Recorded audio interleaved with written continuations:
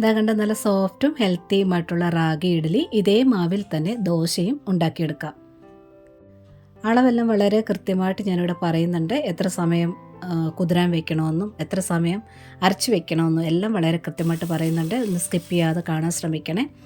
ഇതുപോലെ ദോശ അല്പം കട്ടിയോടുകൂടിയും ദോശ ഉണ്ടാക്കാം. തീരെ കട്ടിയില്ലാതെ പേപ്പർ ദോശ പോലെയും തയ്യാറാക്കിയെടുക്കാം.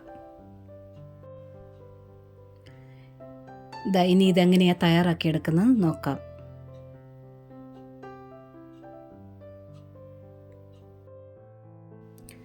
ആദ്യമേ തന്നെ റാഗി എടുക്കാം. സാധാരണ വെള്ളം കുടിക്കുന്ന നീളമുള്ള ഗ്ലാസ് ഉണ്ടല്ലോ, അതിൽ 3/4 ഗ്ലാസ് റാഗി എടുത്തിട്ടുണ്ട്.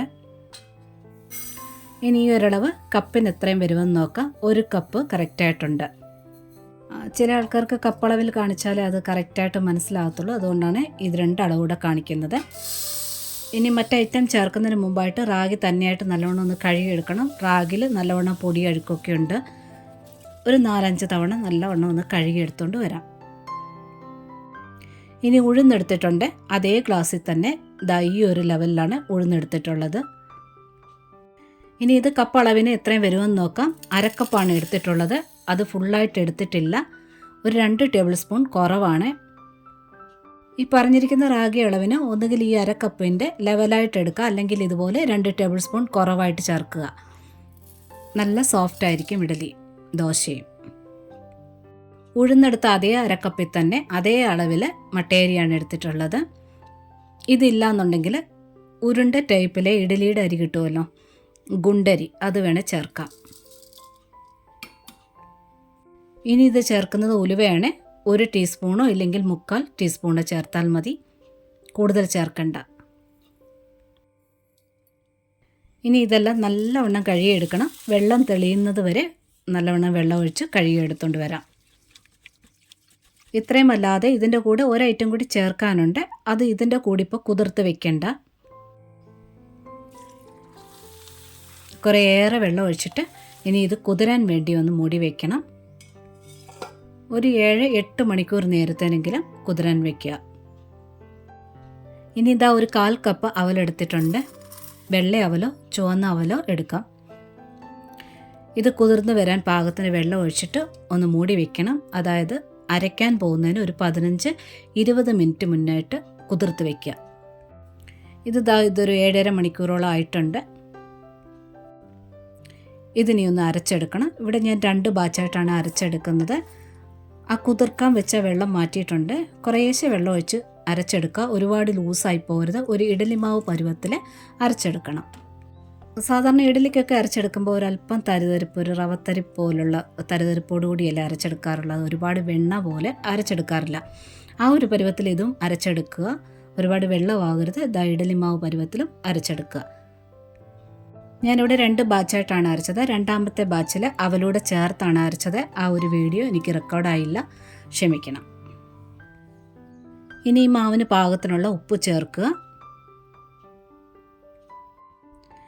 ഇനി ഈ മാവ് കൈകൊണ്ട് തന്നെ നല്ലവണ്ണം ഒന്ന് മിക്സ് ചെയ്തെടുക്കുക.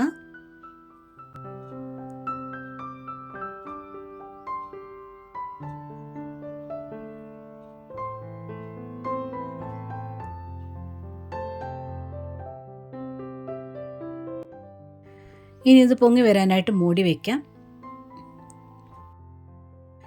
എനിക്കിവിടെ എടുത്ത സമയം കറക്റ്റ് 6 മണിക്കൂറാണ്. സാധാരണ ചൂടുള്ള സമയമാണെങ്കിൽ 6 മണിക്കൂർ മതിയാകും. നല്ല തണുപ്പുള്ള സമയമാണെന്നുണ്ടെങ്കിൽ മാത്രം 7-8 മണിക്കൂർ നല്ലവണ്ണം പുളിച്ച് പൊങ്ങാനായിട്ട് എടുക്കും. 6 മണിക്കൂറിന് ശേഷവും മാവ് ഇങ്ങനെ പൊങ്ങിക്കൊണ്ട് തന്നെ നല്ല സോഫ്റ്റ് ആയിട്ട് കൊണ്ട് തന്നെ ഇരിക്കും. പക്ഷേ മാവിന് പെട്ടെന്ന് പുളി കൂടുതലായിട്ട് വരും. അപ്പം നല്ല ചൂടുള്ള സമയത്ത് 6 മണിക്കൂർ കൊണ്ട് മാവ് പൊങ്ങി അപ്പോൾ തന്നെ ഇഡ്ഡലി ഉണ്ടാക്കാവുന്ന രീതിയിൽ വേണം. ആ സമയം അനുസരിച്ച് മാവ് അരച്ചു വെക്കണം.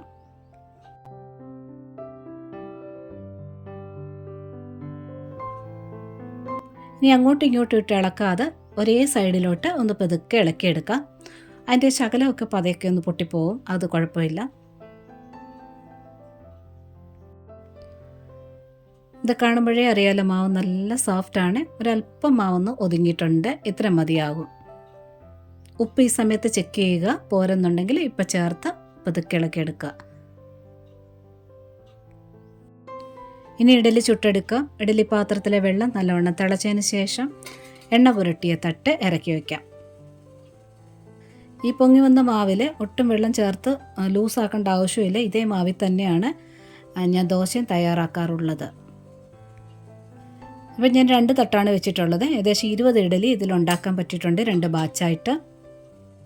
ഇപ്പോൾ 2 തട്ട് ഇഡലിയാണ് വെച്ചിട്ടുള്ളത്. ഒരു 8 മിനിറ്റ് മതിയാകും വെന്ത് കിട്ടാനായിട്ട്. ആദ്യത്തെ 5 മിനിറ്റ് തീ നല്ലവണ്ണം കൂട്ടി കൊടുക്കുക. ബാക്കിയുള്ള ഒരു 3 മിനിറ്റ് തീ അല്പം കുറച്ച് കൊടുക്കുക. ഒരു 3 തട്ട വെക്കുന്നെങ്കിൽ ഒരു 10 മിനിറ്റ് വേണ്ടി വരും. 8-10 മിനിറ്റ് വയ്ക്കാം. നന്നായിട്ട് വെന്ത് വന്നിട്ടുണ്ട്. നല്ല സോഫ്റ്റായിട്ട് പൊങ്ങി വന്നിട്ടുണ്ട്. ഈ ചൂടോടുകൂടി തട്ട എടുത്ത ഉടനെ തന്നെ ഇഡലിയുടെ മുകളിൽ ചിലർ വെള്ളം തളിക്കാറുണ്ട്. അങ്ങനെ ചെയ്യുന്നവർക്ക് അങ്ങനെ ചെയ്യാം. ഞാൻ സാധാരണ ചെയ്യാറുള്ളത് ഈ തട്ട് ചൂടോടുകൂടി തന്നെ ടാപ്പ് തുറന്ന് വെച്ചിട്ട് ഇതിൻ്റെ അടിഭാഗം ഉണ്ടല്ലോ, തട്ടിൻ്റെ അടിഭാഗം ഒന്ന് ടാപ്പിൽ ജസ്റ്റ് ഒന്ന് കാണിക്കും. വെള്ളം ഒന്ന് നല്ലോണം പാസ് ചെയ്ത് വിടും. എന്നിട്ട് തണുക്കാൻ വേണ്ടി ഒന്ന് മാറ്റി വയ്ക്കും. ഇതല്പം ഒന്ന് ആറിയിട്ടുണ്ട്. ഇത് പെട്ടെന്ന് ഇളകി വരും. ഒട്ടും ഒട്ടിപ്പിടിക്കില്ല. ഇനി ഇതെല്ലാം ഒന്ന് ഇളക്കിയെടുക്കാം. മാവരയ്ക്കുമ്പോൾ ശ്രദ്ധിക്കേണ്ട ഒരു കാര്യം കൂടെ പറഞ്ഞു തരാം. ഞാൻ ഈ പറഞ്ഞിരിക്കുന്ന അളവിൽ കൂടുതൽ എടുക്കുകയാണെന്നുണ്ടെങ്കിൽ മിക്സിയിൽ അരയ്ക്കുന്ന സമയത്ത് 3-4 ബാച്ചായിട്ടൊക്കെ അരച്ചെടുക്കും. പഴയ മിക്സിയൊക്കെ ആണെന്നുണ്ടെങ്കിൽ പെട്ടെന്ന് മിക്സിയുടെ ജാറ് ചൂടാകും. അപ്പോൾ മാവും ചൂടാകും. അങ്ങനെ മാവ് ഒരുപാട് ചൂടാകരുത്. അതിന് ചെയ്യേണ്ടത് ഐസ് വെള്ളം ഒഴിച്ച് മാവ് അരച്ചെടുക്കണം. ഇതുപോലെ ഇഡലിക്കും ദോശയ്ക്കും ഒക്കെ ചേർത്ത് കഴിക്കാൻ പറ്റിയ വെറൈറ്റി ആയിട്ടുള്ള ചമ്മന്തി റെസിപ്പീസ് ചാനലിൽ അപ്ലോഡ് ചെയ്തിട്ടുണ്ട്. താല്പര്യമുള്ളവർക്കൊക്കെ കാണാവുന്നതാണ്. ഇനി ഇതൊന്ന് മുറിച്ച് നോക്കാം. നല്ല സോഫ്റ്റ് ആയിട്ടുള്ള ഇഡലിയാണ്. ഇനി ദോശയോടെ തയ്യാറാക്കുന്നത് കാണിക്കാം.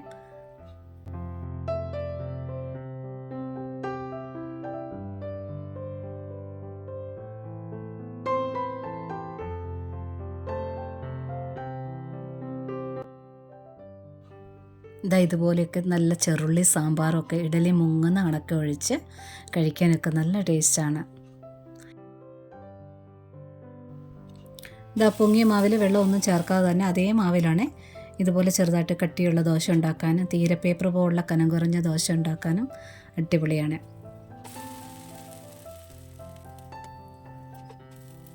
നല്ല സോഫ്റ്റ് ദോശ റെഡി ആയിട്ടുണ്ട്. പിന്നെ ഈ വീഡിയോ ഇഷ്ടപ്പെട്ടിട്ടുണ്ടെങ്കിൽ ഒന്ന് ലൈക്ക് ചെയ്ത് സപ്പോർട്ട് ചെയ്തേക്കണേ. കൂട്ടുകാർക്കൊക്കെ ഷെയർ ചെയ്ത് കൊടുക്കാനും മറക്കല്ലേ. സബ്സ്ക്രൈബ് ചെയ്യാതെ കാണുന്നവരുണ്ടെങ്കിൽ ഒന്ന് സബ്സ്ക്രൈബ് കൂടെ ചെയ്തേക്കണേ. നോട്ടിഫിക്കേഷൻ ബെൽ ബട്ടണിൽ ഓൾ ഓപ്ഷൻ ഒന്ന് എനേബിൾ ആക്കിയിടാനും മറക്കല്ലേ. ഒരുപാട് സ്നേഹത്തോടെ താങ്ക്സ് ഫോർ വാച്ചിങ്.